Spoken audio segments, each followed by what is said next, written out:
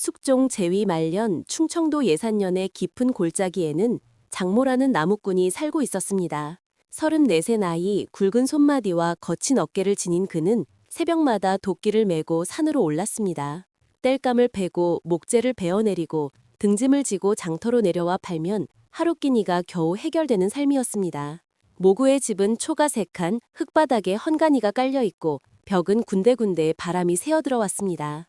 아내 한영주는 32, 몸은 야위였으나 눈빛 많은 고는 삭반내질로 푼돈을 모았고 밤이면 등잔불 아래에서 헌옷을 기워 입혔습니다. 여보, 오늘 장터팔임은 어떠했소? 영죽과 저녁상을 차리며 물었습니다.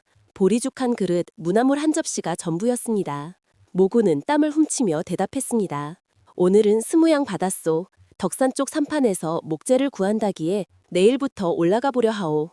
영주의 손이 잠시 멈췄습니다. 덕산이라면 멀지 않소? 수덕사 근처 산판이라 하던데 그곳이 일감이 크다 하오. 넉 달만 매달리면 백양은 모을 수 있다 하니 이번 기회를 놓칠 수 없소. 영주는 고개를 끄덕였으나 눈가에는 근심이 어렸습니다. 여보, 우리 언제쯤 아이를 볼 수 있을까요? 모구는 아내의 손을 잡았습니다. 손끝은 거칠었지만 온기가 남아 있었습니다. 형편이 나아지면 삼신께 재 올리고 우리도 아이 보게 될 것이오. 조금만 더 견디시오. 영주는 눈물을 삼키며 고개를 끄덕였습니다. 이튿날 새벽 모구는 보다리 하나를 메고 집을 나섰습니다. 뒤돌아보니 영주가 문 앞에 서서 손을 흔들고 있었습니다. 여보, 몸 성이 다녀오시오. 곧 돌아오겠소. 모구는 힘차게 손을 흔들며 산길을 올랐습니다. 덕산 쪽 산판은 예산에서 반나절 걸음이었습니다. 산은 깊고 골은 험했으나 목재가 좋아 한양까지 팔려나간다는 소문이 자자했습니다. 산판 주인은 50 넘은 사내로 얼굴에 상처 자국이 있었습니다. 전에거 장모한 사람이지 일은 할만한가? 예, 도끼질이라면 자신 있습니다. 좋아, 하루에 단양씩 주겠네. 새벽부터 해질녘까지 나무를 베고 다듬어 놓으면 되네. 모구는 단단히 마음을 먹었습니다. 1년만 버티자. 300냥만 모으면 집도 고치고 아내에게 비단옷도 하나 해줄 수 있을 것이다. 그날부터 모구는 쉼없이 일했습니다. 새벽 첫 딸기 울기 전에 일어나 산으로 올랐고 해가 완전히 질 때까지 도끼를 놓지 않았습니다. 손바닥에는 굳은 살이 터지고 피가 맺혔으나 참았습니다. 허리가 끊어질 듯 아팠으나 버텼습니다. 석 달이 지나자 모구의 품삯이 쌓였습니다. 100, 150, 200. 판주인도 감탄하며 말했습니다. 자네만큼 성실한 일꾼은 처음이야. 1년 채우면 300은 확실히 챙겨주겠네. 모구는 가슴이 벅찼습니다. 밤마다 돈주머니를 확인하며 영주의 얼굴을 떠올렸습니다. 이 돈으로 집도 고치고 곡식도 넉넉히 사고 마침내 아이도 맞이할 수 있을 것이다. 하지만 어느 날 밤 산판 막사에서 동료 나무꾼이 말했습니다. 모구영, 덕산장터에 괴상한 점쟁이가 나타났다더군. 문녀인데 점괘가 신통하다면서. 문녀라니. 아무튼 조심하시게. 장터는 험한 곳이니까. 모구는 고개를 끄덕이며 잠자리에 들었습니다. 그러나 핵심은 아직 드러나지 않았습니다. 모구는 산판에서 받은 품삯을 챙겨 덕산장터로 내려왔습니다. 이번에 쌀 한 가마니 사가지고 가야지. 영주가 얼마나 기뻐할까. 주머니 속 은전이 묵직하게 차올랐습니다. 250, 조금만 더 모으면 300이 채워질 것입니다. 장터는 북적였습니다. 생선 파는 안악, 무명 파는 장돌뱅이, 엿장수, 떡장수들이 목청을 높였습니다. 모구가 쌀가게 앞을 지나가려는데 뒤편 골목에서 비명소리가 들렸습니다. 으악, 살려주세요. 모구는 발걸음을 멈추고 고개를 돌렸습니다. 골목 안쪽 험상궂은 사내들이 젊은 여인을 몽둥이로 때리고 있었습니다. 인연이 점괘가 틀렸다며 내 돈 100냥 다 날렸잖아. 용서해 주십시오. 제가 잘못 봤습니다. 여인은 20살 남짓, 흥크러진 머리에 피투성이 얼굴로 바닥에 엎드려 빌고 있었습니다. 옷차림은 무녀였습니다. 흰 치마 저고리에 붉은 띠를 둔 모습이었으나 지금은 온통 흙먼지와 피로 범벅이 되어 있었습니다. 점쟁이 주제에 헛소리를 짓거려 내 놈 때문에 장사가 망했어. 사내가 다시 몽둥이를 들어올렸습니다. 모구는 더 이상 참을 수 없었습니다. 이 사람들아, 그만두시오. 모구가 앞으로 달려나가 사내의 팔을 붙잡았습니다. 뭐야 이놈은. 사람을 저렇게 때려서야 되겠소. 죽이려고 작정한 게요. 사내는 모구를 노려보며 침을 뱉었습니다. 내 놈이 무슨 상관이야. 인연이 내 100냥을 날렸단 말이야. 백양이라면 큰 돈이오만 사람 목숨보다 귀한 게 어디 있어. 목숨, 이년은 점쟁이 주제에 거짓말로 사람을 속였어. 당연히 값을 치러야지. 모구는 주머니를 만지작거렸습니다. 그 안에는 석 달간 피땀 흘려 모은 250이 들어있었습니다. 이 돈은 영주와의 약속이다. 집을 고치고 아이를 맞이할 돈이다. 하지만 바닥에 쓰러진 여인의 눈빛이 모구의 가슴을 찔렸습니다. 살려달라는 간절함, 죽음의 공포가 그 눈동자에 가득했습니다. 모구는 이를 악물고 주머니를 꺼냈습니다. 여기 300이요. 사내들이 눈을 부릅습니다. 뭐? 그 여인을 내게 넘기시오. 이 돈으로 당신들 손해를 갚고도 남을 것이오. 모구는 가슴이 찢어지는 듯했습니다. 손끝이 떨렸습니다. 영주, 미안하오. 하지만 눈앞에서 사람이 죽는 걸 볼 수는 없소. 사내들은 서로 눈짓을 주고받더니 돈을 낚아챘습니다. 좋아, 이년은 내 거다. 데려가든 말든 마음대로 해. 사내들은 돈주머니를 들고 휙 돌아서 사라졌습니다. 모구는 바닥에 쓰러진 여인에게 다가갔습니다. 괜찮? 여인은 피범벅 얼굴을 들어 모구를 바라보았습니다. 눈물이 볼을 타고 흘렀습니다. 고맙습니다. 은인이십니다. 일어날 수 있겠소? 모구가 손을 내밀자 여인은 떨리는 손으로 붙잡았습니다. 저는 송아라고 합니다. 무녀입니다. 나는 장모요. 예산에서 온 나무꾼이요. 송아는 일어서며 모구의 손을 꼭 잡았습니다. 은인께서 살려주시니 목숨 결코 잊지 않겠습니다. 됐소. 이제 어디로 갈 곳이 있어? 송아는 고개를 저었습니다. 없습니다. 부모도 없고 의지할 곳도 없습니다. 모구는 한숨을 내쉬었습니다. 어쩌면 좋단 말인다. 300냥을 다 써버렸는데. 그때 송아가 낮은 목소리로 속삭였습니다. 은인, 한 가지만 말씀드려도 되겠습니까? 무슨 말이요? 송아의 눈빛이 번뜩였습니다. 점괘가 보입니다. 은인께서 돌아가시는 길, 바위 그늘 아래 목재를 메어두지 마옵소서. 모구는 눈을 크게 떴습니다. 바위 그늘? 네, 큰 바위 그늘 아래에 짐을 두시면 안 됩니다. 반드시 다른 곳으로 옮기십시오. 송아의 목소리는 떨렸으나 눈빛만은 또렷했습니다. 모구는 고개를 끄덕였습니다. 알았소. 명심하겠소. 송아는 깊이 고개를 숙였습니다. 은혜를 잊지 않겠습니다. 모구는 송아를 부축하여 장터 주막으로 데려갔습니다. 주막 주인에게 몇 분을 주고 방 한 칸을 얻어 송아를 쉬게 했습니다. 여기서 쉬시오. 상처를 씻고 옷을 갈아입으시오. 은희는 어디로 가십니까? 나는 산판으로 돌아가야 하오. 일을 마저 끝내야 하니까. 송아는 눈물을 글썽이며 고개를 숙였습니다. 은인, 반드시 제 말을 기억해 주십시오. 바위 그늘을 피하십시오. 알았소. 모구는 주막을 나섰습니다. 밖은 이미 해가 기울고 있었습니다. 모구는 빈 주머니를 만지작거리며 한숨을 내쉬었습니다. 300냥이 한순간에 날아갔구나. 영주에게 뭐라고 말해야 할까? 하지만 가슴 한편에서는 따뜻한 무언가가 올라왔습니다. 그래도 사람 하나는 살렸다. 그것만으로도 의미가 있지 않은가? 모구는 산판을 향해 발걸음을 옮겼습니다. 그러나 선택은 단 하나로 좁혀지고 있었습니다. 첫 번째 구원, 예당들리의 산태. 석 달이 더 지났습니다. 모구는 산판에서 쉬지 않고 일했습니다. 300냥을 날린 뒤 다시 돈을 모으기 위해 밤낮으로 도끼를 휘둘렀습니다. 산판 주인도 모구의 성실함에 감탄하며 말했습니다. 장모, 자네는 정말 대단한 일꾼이야. 이번 달까지만 일하면 150은 챙겨줄 수 있네. 고맙습니다, 주인나리. 모구는 고개를 숙였습니다. 이번에는 절대 돈을 날리지 않겠다. 영주를 위해, 우리의 미래를 위해. 마침내 1년이 채워지는 날이 왔습니다. 산판 주인이 돈주머니를 건네며 웃었습니다. 자네 덕분에 목재 작업이 순조로웠네. 여기 151세, 고향 가서 잘 쓰게. 감사합니다. 모구는 돈주머니를 품에 안단히 넣었습니다. 이제 집으로 돌아간다. 영주가 얼마나 기다렸을까. 모구는 산판을 떠나 예산으로 향하는 길을 걸었습니다. 하늘은 잔뜩 흐려 있었고 바람이 세차게 불었습니다. 비가 올 것 같구나. 모구는 발걸음을 재촉했습니다. 예당 들머리를 지날 무렵 빗방울이 떨어지기 시작했습니다. 이런, 비를 피해야겠군. 모구는 주변을 둘러보았습니다. 큰 바위 하나가 절벽에 걸쳐져 있었고 그 아래는 넓은 그늘이 드리워져 있었습니다. 저기서 비를 피해야겠다. 모구는 짐을 끌고 바위 그늘 아래로 들어갔습니다.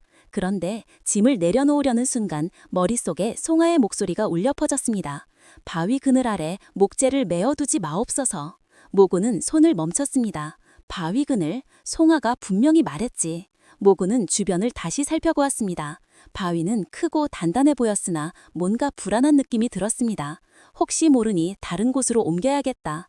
모구는 짐을 다시 들고 바위 그늘에서 벗어났습니다. 조금 떨어진 소나무 아래로 짐을 옮겼습니다. 빗줄기가 거세졌습니다. 모구는 소나무 아래에서 도롱이를 뒤집어 쓰고 비를 피했습니다. 후, 다행이다. 이 정도면 비를 피할 수 있겠군. 시간이 흘렀습니다. 밤이 되자 비는 폭우로 변했습니다. 천둥이 치고 번개가 번쩍였습니다. 모구는 도롱이를 꼭 붙들고 몸을 웅크렸습니다. 빨리 그쳤으면 좋으련만. 그때였습니다. 쿵, 쾅, 엄청난 소리가 울려 퍼졌습니다. 모구는 깜짝 놀라 고개를 들었습니다. 멀리 보이던 큰 바위가 무너지고 있었습니다. 산사태였습니다. 절벽 위에서 흙과 돌이 쏟아져 내려왔고 큰 바위가 기울어지며 아래로 무너졌습니다. 화르르릉, 바위 그늘 아래에 있던 자리는 순식간에 흙더미와 바위 조각으로 뒤덮였습니다. 모구는 숨이 멎는 듯했습니다. 세상에, 만약 내가 저기 있었다면 온몸에 식은땀이 흘렀습니다. 송아의 말을 듣지 않았다면 나는 지금 저 바위 아래 깔려 죽었을 것이다. 모구는 떨리는 손으로 가슴을 쓸어내렸습니다. 송아, 그대가 내 목숨을 살렸소. 빗줄기는 여전히 거쳤으나 모구의 가슴 속에는 감사와 두려움이 뒤섞여 있었습니다. 새벽이 되자 비가 그쳤습니다. 모구는 짐을 챙겨 다시 길을 나섰습니다. 무너진 바위 더미를 지나갈 때 고개를 돌려 그곳을 바라보았습니다. 만약 송아가 없었다면. 모구는 깊이 숨을 들이마셨습니다. 300냥을 날렸지만 그 돈으로 내 목숨을 샀구나. 그리고 송아도 살렸고. 모구는 고개를 끄덕이며 예산을 향해 발걸음을 옮겼습니다. 사흘 뒤 모구는 마침내 예산 고향 마을에 도착했습니다. 초가집이 보였습니다. 모구의 가슴이 뛰었습니다. 영주, 내가 돌아왔소. 모구는 대문을 밀고 들어갔습니다. 마당에는 아무도 없었고 집안은 조용했습니다. 영주, 모구가 방문을 열었습니다. 영주가 바느질을 하다가 고개를 들었습니다. 얼굴은 야위었으나 눈빛만은 여전히 맑았습니다. 여보, 영주가 벌쩍 일어나 모구를 째어놨습니다. 무사히 돌아오셨군요. 얼마나 걱정했는지. 미안하나오, 영주. 오래 기다리게 했소. 모구는 아내를 꼭 안았습니다. 영주는 눈물을 흘리며 물었습니다. 돈은 얼마나 모으셨어요? 모구는 주머니를 꺼냈습니다. 150이요. 영주의 눈이 커졌습니다. 150이요? 1년 동안 일하셨는데 모구는 고개를 숙였습니다. 사실은 300을 모았었소. 하지만 모구는 덕산장터에서 있었던 일을 이야기했습니다. 송아를 구하기 위해 300냥에 쓴 일, 그리고 산태에서 목숨을 구한 일까지 영주는 입을 다물지 못했습니다. 여보, 그럼 그 여인이 당신 목숨을 살린 거네요? 그렇소. 영주는 잠시 침묵했습니다. 그리고 천천히 고개를 끄덕였습니다. 여보가 옳은 일을 하셨어요. 사람 목숨이 돈보다 귀한 법이니까요. 모구는 아내의 손을 꼭 잡았습니다. 고맙소, 영주. 이해해 주어서. 그런데 그 여인은 지금 어디 있나요? 덕산주막에 있을 것이요. 돌아올 때 들러볼게 했으나 비가 너무 커서. 그때였습니다. 대문 밖에서 낯선 여인의 목소리가 들렸습니다.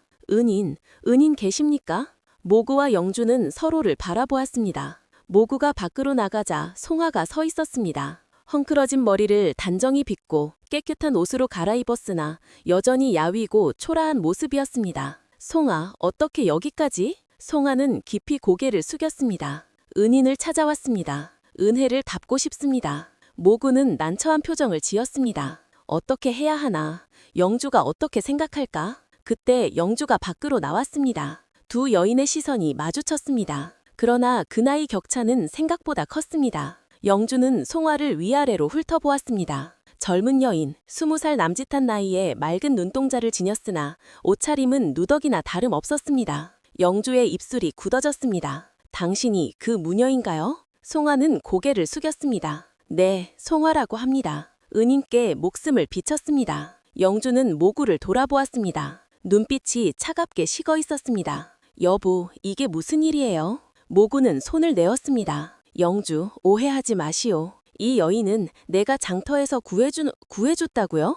300을 써서요? 영주의 목소리가 떨렸습니다. 1년 동안 고생해서 모은 돈을 낯선 여자를 위해 다 써버렸단 말이에요. 영주, 그것도 모자라 집까지 데려온 거예요? 영주의 눈에 눈물이 맺혔습니다. 송아는 급히 고개를 숙이며 말했습니다. 마님, 제 잘못입니다. 저는 은인께 은혜를 갚고 싶을 뿐입니다. 아니요. 그대가 없었다면 나는 산태에 깔려 죽었을 것이요. 그대는 내 생명의 은인이요. 송아는 눈물을 글썽이며 고개를 숙였습니다. 그날부터 송아는 모구의 집에 머물렀습니다. 하지만 영주의 대우는 냉혹했습니다. 송아, 마당 쓸고 물 길어오고 빨래하고 저녁 준비까지 다 해요. 예, 마님? 송아는 새벽부터 밤 늦게까지 일했습니다. 손이 부르트고 등이 휘어져도 불평 한마디 하지 않았습니다. 모구는 그 모습을 보며 가슴이 아팠습니다. 영주, 송아에게 너무 심한 거 아니오? 심해요. 공짜로 먹고 자는데 이 정도는 해야죠.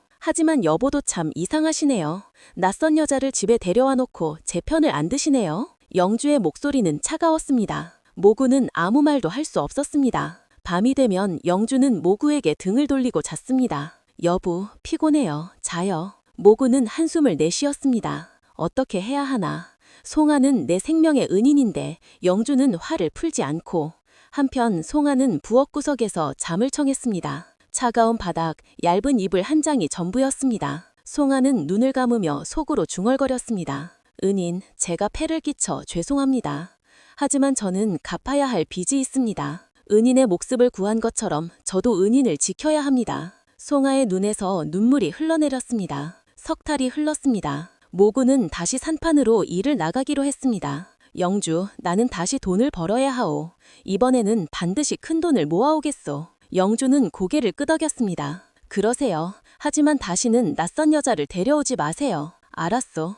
모구는 보따리를 챙겼습니다. 송아가 조용히 다가왔습니다. 은인, 길 조심히 다녀오십시오. 고맙소, 송아. 모구는 집을 나섰습니다. 영주는 창문 너머로 모구가 멀어지는 모습을 바라보았습니다. 그리고 송아를 돌아보았습니다. 이제 남편도 없으니 마음대로 할 수 있겠네요. 송아는 고개를 숙였습니다. 마님, 앞으로 더 열심히 일하세요. 그렇지 않으면 당장 내쫓을 거예요. 예, 마님. 송아는 눈물을 삼키며 마당으로 나갔습니다. 하지만 송아의 눈빛에는 결연함이 서려 있었습니다. 은인, 제가 꼭 은혜를 갚겠습니다. 무슨 일 있어도 마을 사람들은 수군거리기 시작했습니다. 장모군의 집에 젊은 여자가 들어왔다더라. 무혈하던데.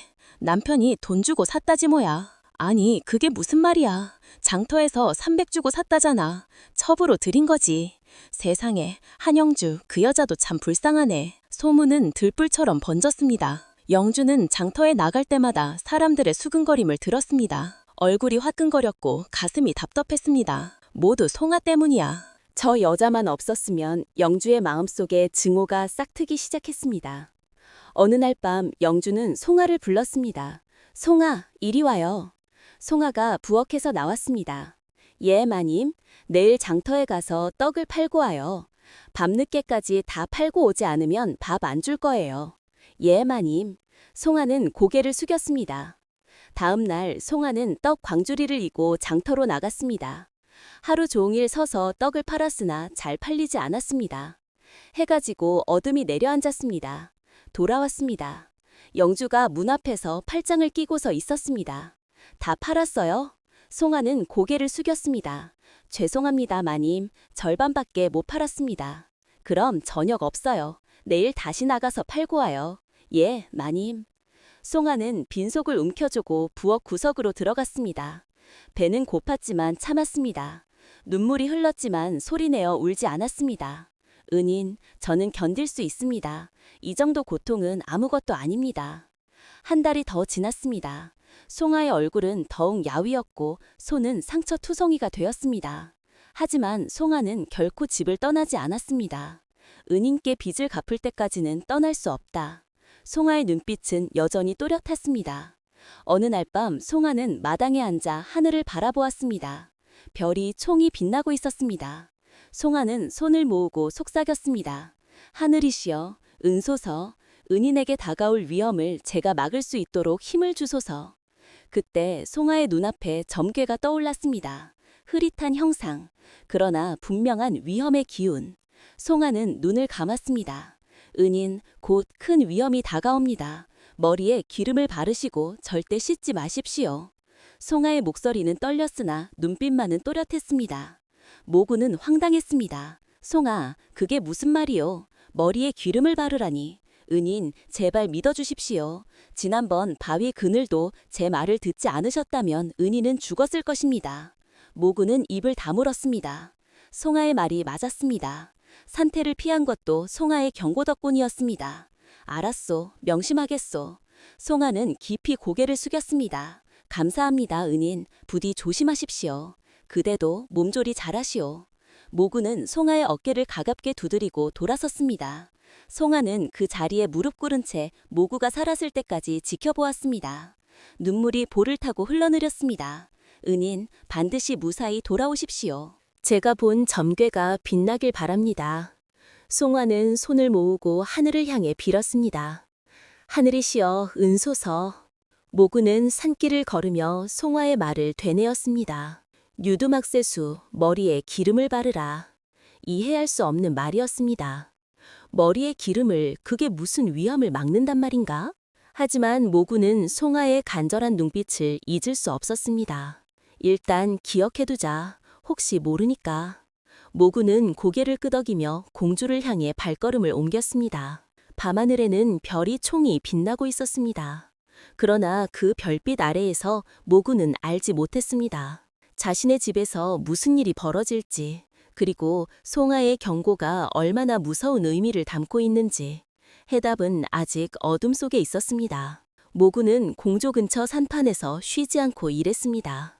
큰 목재를 베고 운반하며 밤낮으로 땀을 흘렸습니다. 산판 주인은 모구의 성실함에 감탄하며 품삯을 후하게 쳐주었습니다. 장모, 자네는 정말 대단한 일꾼이야. 이번 달까지만 일하면 300은 챙겨줄 수 있네. 고맙습니다, 주인나리. 모구는 기뻤습니다.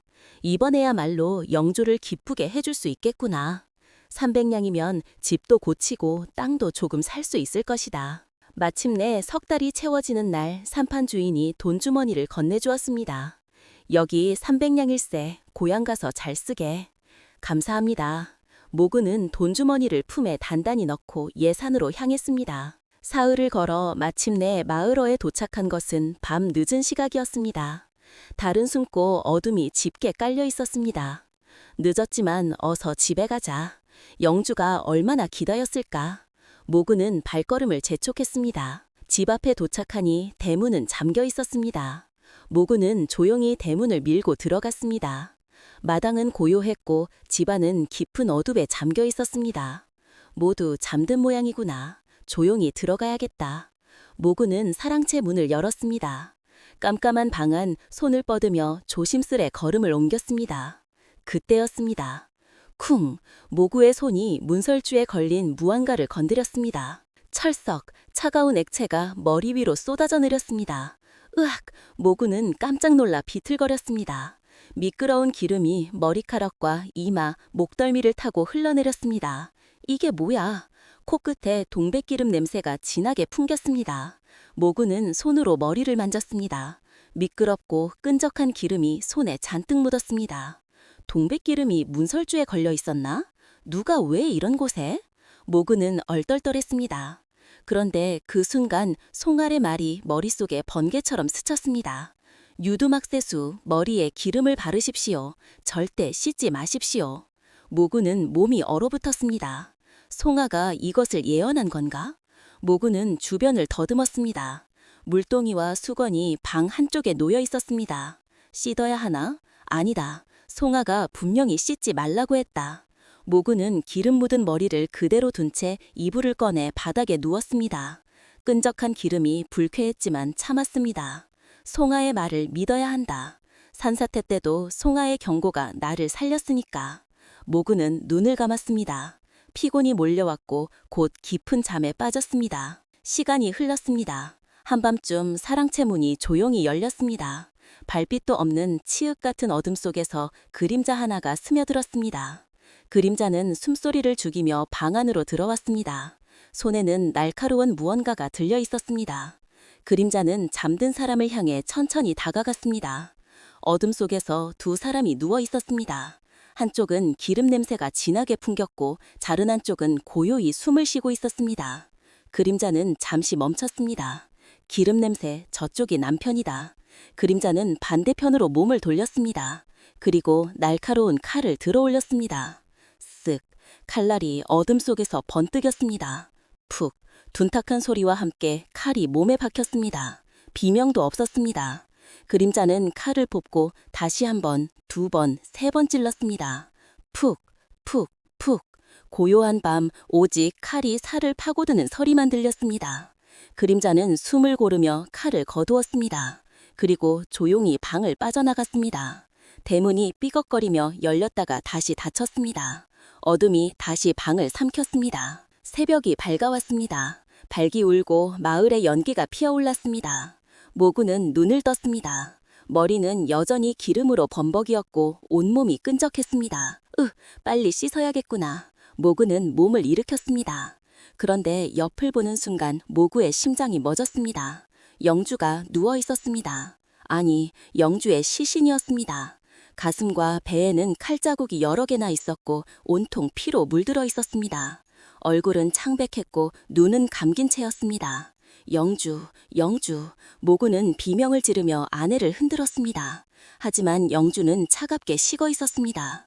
이미 숨이 끊어진 지 오래였습니다. 안 돼, 영주, 눈 떠, 제발. 모구는 울부짖으며 아내를 깨워놨습니다. 그때 밖에서 소란이 일었습니다. 무슨 일이야? 비명소리가 들렸어. 마을 사람들이 몰려들었습니다. 대문이 열리고 사람들이 사랑채로 달려왔습니다. 세상에, 한 영주가 죽었다. 장모가 아내를 죽였어. 사람들은 경악했습니다.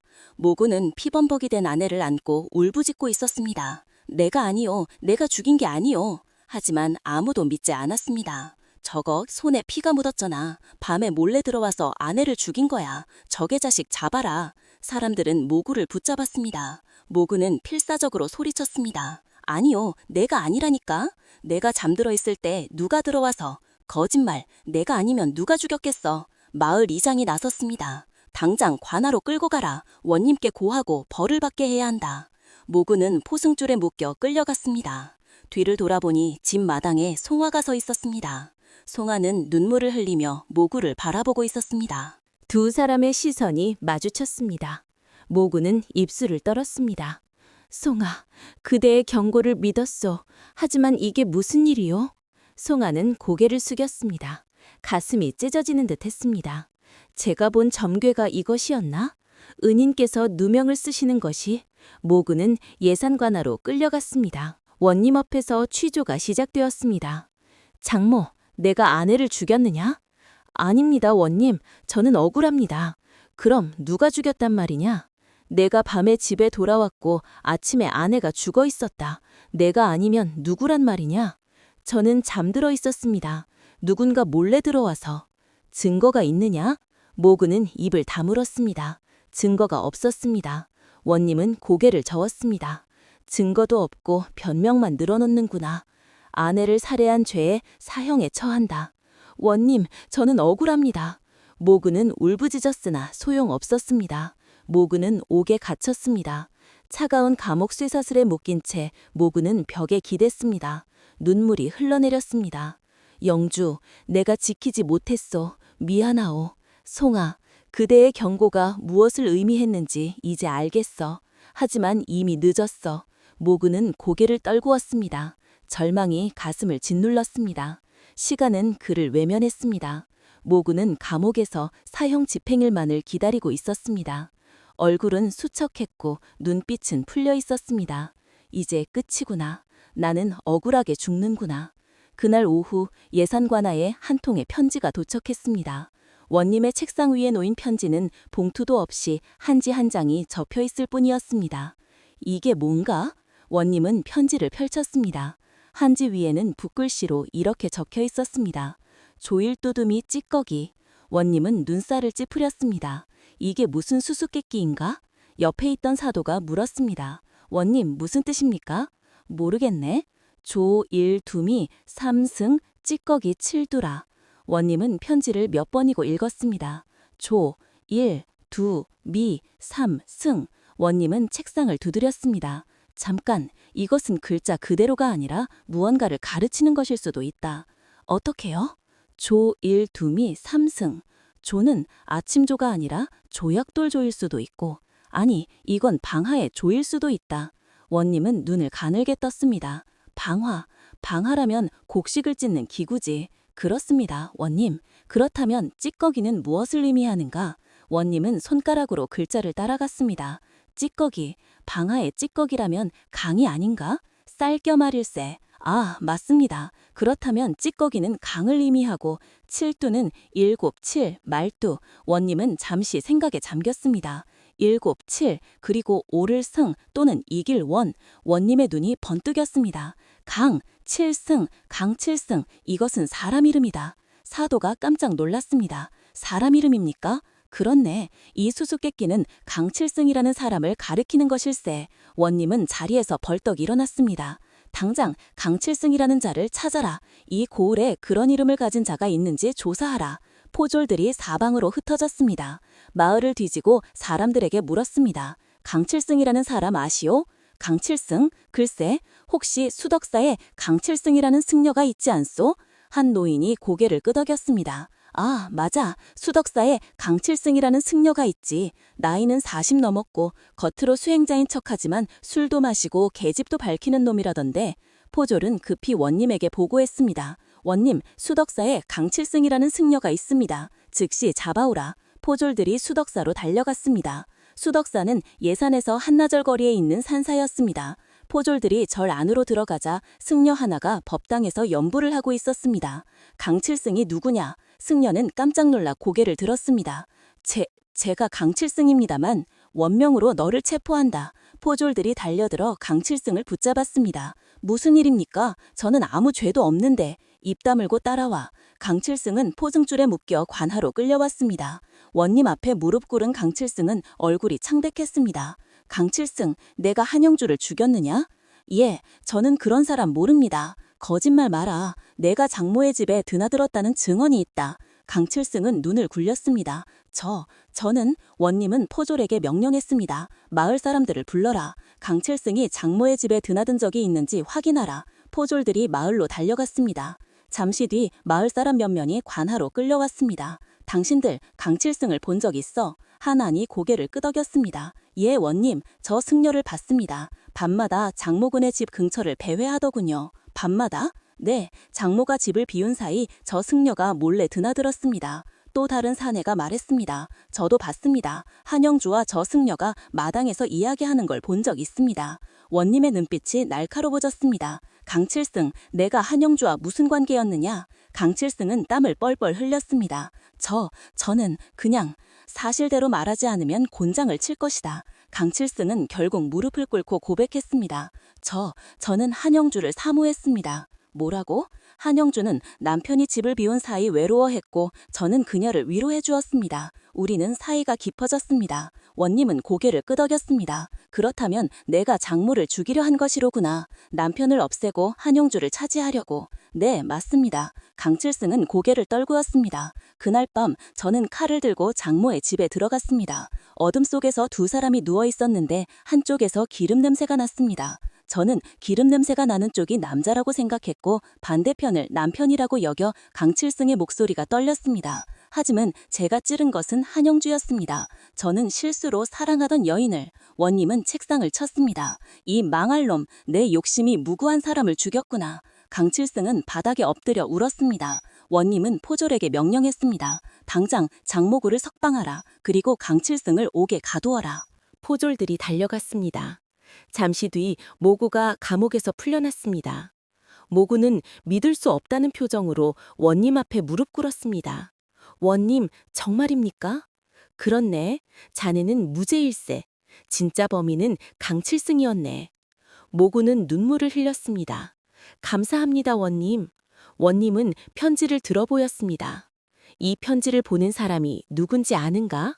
모구는 편지를 보고 가슴이 뛰었습니다. 이 글씨체 송아가 쓴 것인가? 모구는 고개를 저었습니다. 모르겠습니다, 원님. 그 사람 덕분에 자네 목숨을 살린 것일세. 고마워해야 할 것이네. 모구는 깊이 고개를 숙였습니다. 송아, 그대가 다시 한번 나를 살렸소. 진실은 드디어 얼굴을 드러냈습니다. 모구는 석방되어 집으로 돌아왔습니다. 대문을 밀고 들어서자 마당은 쓸쓸했습니다. 영주에 빈소가 차려져 있었고 향연기가 피어올랐습니다. 모구는 영주의 영정 앞에 무릎 꿇고 머리를 조아렸습니다. 영주, 미안하오. 내가 지키지 못했소. 눈물이 볼을 타고 흘렀습니다. 내가 집에 더 일찍 돌아왔더라면, 내가 더 조심했더라면. 모구는 한참을 울었습니다. 그때 뒤에서 조용한 발소리가 들렸습니다. 은인? 모구는 뒤를 돌아보았습니다. 송아가 서 있었습니다. 얼굴은 여전히 야위었으나 눈빛만은 맑았습니다. 송아. 모구는 일어서서 송아에게 다가갔습니다. 그 편지, 그대가 보낸 것이오? 송아는 고개를 끄덕였습니다. 예. 은인, 어떻게 알았소? 강칠승이 범인이라는 것을. 송아는 눈을 감았습니다. 저는 점을 보았습니다. 그날 밤 강칠승이 집에 들어오는 것을 봤고 칼을 들고 방으로 가는 것을 봤습니다. 그렇다면 왜 막지 않았소? 송아는 눈물을 흘렸습니다. 저는 너무 늦게 깨달았습니다. 제가 달려갔을 때는 이미. 송아는 목이 메어 말을 잇지 못했습니다. 모구는 송아의 어깨를 잡았습니다. 그대 잘못이 아니오. 그대는 나를 살렸소. 2번이나. 하지만 마님은 영주의 죽음은 강칠승의 죄여 그대 탓이 아니오. 모구는 송아를 꼭 안았습니다. 송아는 모구의 품에서 한참을 울었습니다. 영주의 장례를 치른 뒤 모구는 송아와 함께 살기로 했습니다. 마을 사람들은 수금거렸습니다. 장모가 저 무녀와 산다더라.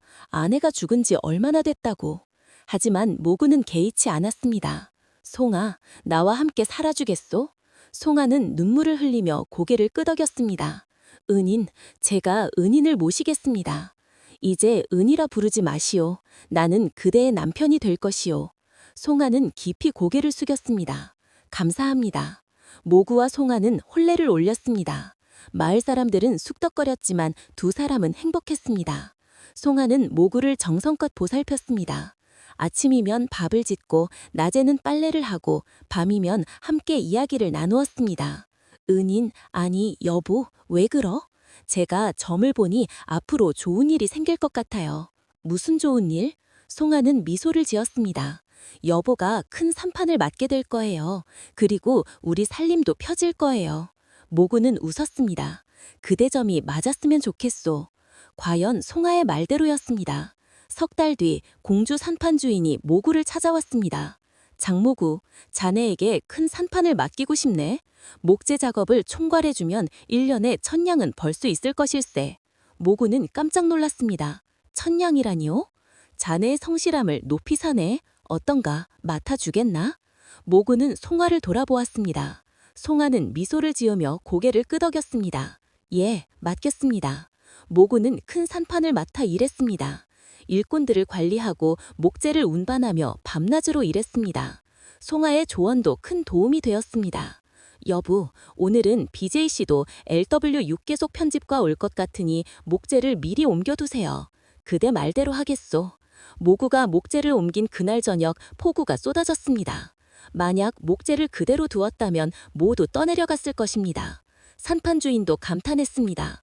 자네 아내는 정말 신통한 분이야. 덕분에 큰 손실을 막았네. 1년이 지나자 모구는 1000냥을 벌었습니다. 그 돈으로 집을 고치고 땅도 조금 샀습니다.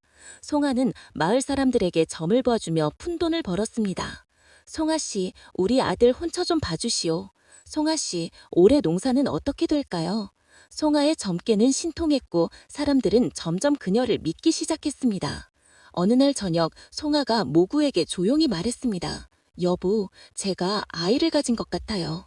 모구는 눈이 커졌습니다. 정말이요? 네, 3달쯤 된 것 같아요. 모구는 송아를 꼭 안았습니다. 고맙소, 송아. 정말 고맙소. 눈물이 흘렀습니다. 영조와는 끝내 아이를 갖지 못했는데 송아와는 아이가 생기다니. 모구는 하늘을 올려다보며 속으로 빌었습니다. 영주, 용서하시오. 나는 이제 송아와 함께 살아가겠소. 그대도 하늘에서 편히 쉬오. 3달이 더 지나자 송아의 배가 불러왔습니다. 모구는 송아를 극진히 보살폈습니다. 송아, 무리하지 마시오. 괜찮아요, 여보. 아니요, 이제 점도 보지 말고 집에서 쉬시오. 송아는 미소를 지었습니다. 여보가 저를 이렇게 아껴주시니 감사할 따름이에요. 마침내 해산날이 다가왔습니다. 산파가 불려왔고 모구는 마당에서 안절부절 못했습니다. 하늘이시여, 송아와 아이를 지켜주소서. 밤이 깊어갔습니다. 안에서 송아의 신음소리가 들렸습니다. 모구는 가슴이 찢어지는 듯했습니다. 송아, 힘내시오. 시간이 흘렀습니다. 그리고 마침내 아기 울음소리가 터져나왔습니다. 응애, 응애.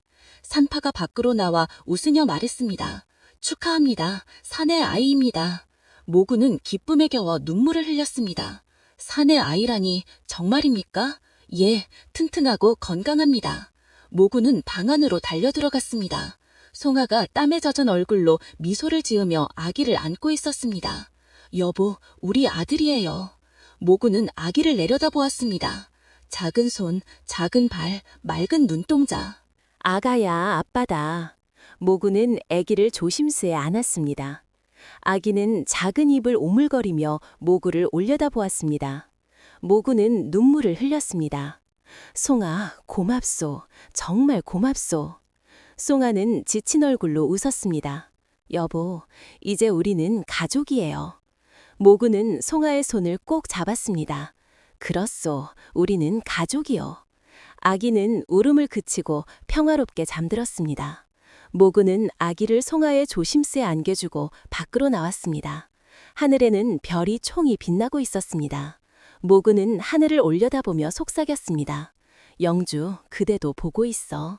나는 이제 새 가족과 함께 살아가겠소. 그대의 목까지 행복하게 살겠소. 바람이 불러와 모구의 머리카락을 쓸고 지나갔습니다. 마치 영주가 대답하는 것 같았습니다. 여보, 행복하세요. 송아와 아이를 잘 돌보세요. 모구는 눈물을 닦았습니다. 그리고 다시 방 안으로 들어갔습니다. 송아가 아기에게 젖을 물리고 있었습니다. 여보, 아기 이름을 뭐라고 지을까요? 모구는 잠시 생각했습니다. 복동이라고 짓겠소. 복이 돌아왔다는 뜻으로 복동, 좋은 이름이에요. 송아는 아기를 내려다보며 속삭였습니다. 복동아, 아빠가 지어준 이름이란다. 너는 우리에게 운복이야. 아기는 평화롭게 젖을 빨았습니다. 세월이 흘렀습니다. 모그는 큰 산판을 여러 개 맡아 관리하며 부자가 되었습니다. 송아는 마을에서 존경받는 무녀가 되었고 어려운 사람들을 도왔습니다. 복동이는 건강하게 자라 총명한 아이가 되었습니다. 10살이 되던 해 복동이는 아버지에게 물었습니다. 아버지, 사람들이 저희 가족 이야기를 한대요. 아버지가 어머니를 구해주셨다면서요. 모구는 아들을 무릎에 앉히고 이야기했습니다. 그렇단다. 아버지는 300냥을 주고 내 어머니를 구했지.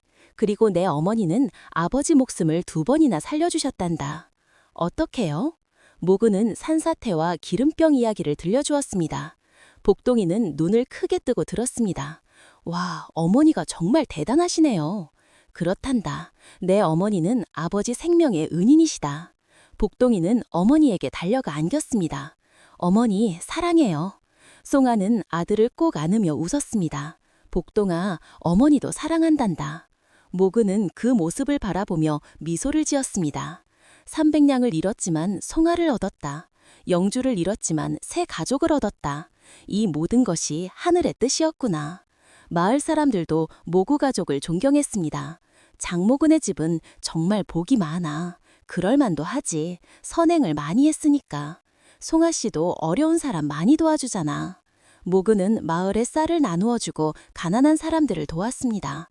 송아는 무료로 점을 봐주고 병든 사람들을 돌보았습니다. 그들의 선행은 마을 전체에 퍼져나갔습니다.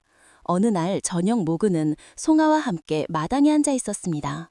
복동이는 방에서 글 공부를 하고 있었습니다. 송아, 고맙소. 무엇이 고마우세요? 여보, 그대가 없었다면 나는 진작 죽었을 것이요. 그대 덕분에 살아있고 가족도 생기고 행복하게 살고 있소. 송아는 모구의 손을 잡았습니다. 여보야말로 저를 살려주셨잖아요. 300을 주고 저를 구해주셨잖아요. 그 300은 아깝지 않소. 그대를 얻었으니까. 두 사람은 서로를 바라보며 미소를 지었습니다. 하늘에는 별이 총이 빛나고 있었습니다. 예산들녘에는 평화가 깃들어 있었습니다. 그리고 복동이의 글 읽는 소리가 밤바람을 타고 흘러왔습니다. 천지 현황, 우주 홍황. 모구는 눈을 감으며 속삭였습니다. 복은 깃털처럼 가볍다. 가벼운 선행 하나가 산사태도 누명도 운명도 건너게 한다. 300냥으로 사람을 구하고 그 사람이 내 목숨을 구하고 그 목숨이 새 가족을 만들고 그 가족이 복을 이루었다. 이것이 바로 하늘의 뜻이구나. 모구는 깊이 숨을 들이마셨습니다. 예산의 밤기는 상쾌했습니다. 송아는 모구의 어깨에 머리를 기댔습니다. 여보, 우리 평생 이렇게 행복하게 살아요. 그렇게 하겠어, 송아. 두 사람은 별빛 아래에서 서로를 꼭 안았습니다. 멀리 수덕사 쪽에서 종소리가 울려 퍼졌습니다. 땡, 땡, 땡. 평화로운 종소리가 예산 땅을 가득 채웠습니다. 복동이의 글릭는 소리도 계속 이어졌습니다. 모구의 가족은 행복했습니다. 그리고 그 행복은 대대로 이어졌습니다. 이야기를 끝까지 읽어주셔서 감사합니다. 이 이야기가 재미있었다면 구독과 좋아요를 눌러주시고 재미없었다면 재미없었다라고 댓글을 남겨주세요. 여러분의 감상을 댓글로 들려주시면 큰 힘이 됩니다. 모든 분들께 큰 복이 찾아가기를 기원합니다.